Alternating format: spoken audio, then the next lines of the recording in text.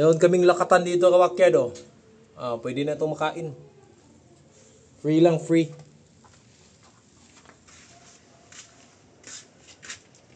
Kumusta babes? Batira? Dito kami sa bukid kawakyard.